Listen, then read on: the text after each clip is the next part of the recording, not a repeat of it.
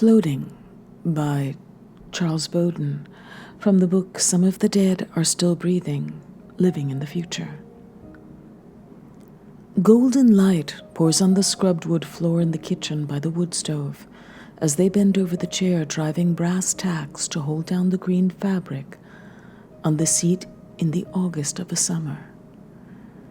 And out the window, wood sash and glass framed in small squares.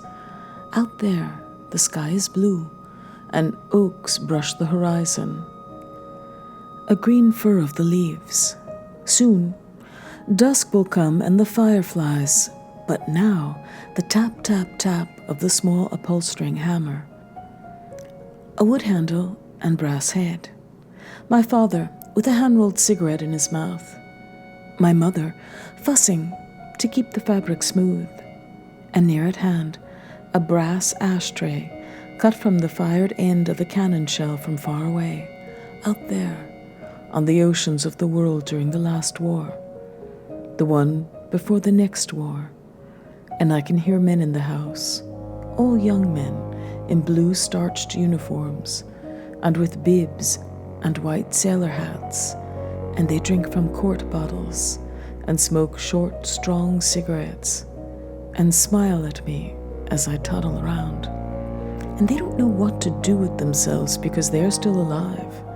And when they drain those quart bottles day after day and week after week, the others come back and stare. And this comforts them and frightens them. And so they drink and drink. And my mother can barely stand this, cooking for a mob, the men drunk in the morning and the night. And my father hears her out but does nothing, because he knows, even though he will not say this knowing, knows that this must continue until it ends. That there is a blood price to be paid, and so his huge stone farmhouse, 14 rooms plus outbuildings, teems with the living who drink with the dead.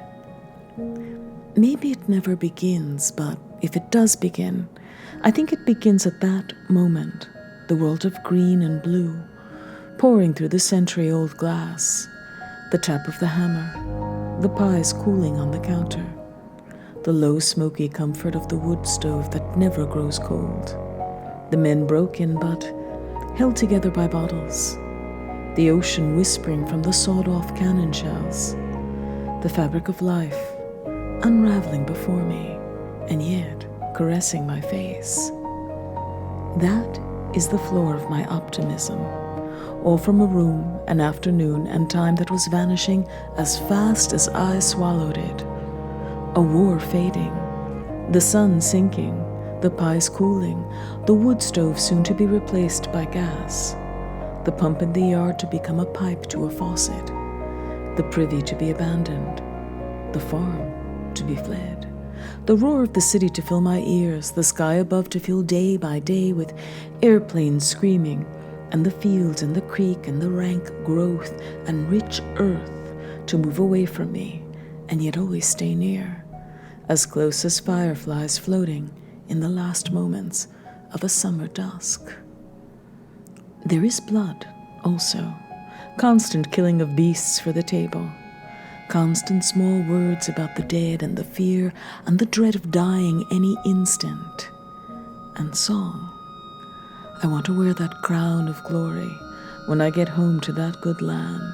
Well, I want to shout salvation's story in concert with, oh, the blood-washed band. That is how it begins for me, and I have never envied other beginnings, because everything was in place in my beginning. There was no other, no rupture, no evil, no innocence. Fireflies floating like the glow off the cigarettes as the men sit in the growing dark of the farmyard with their bottles and loves and tears.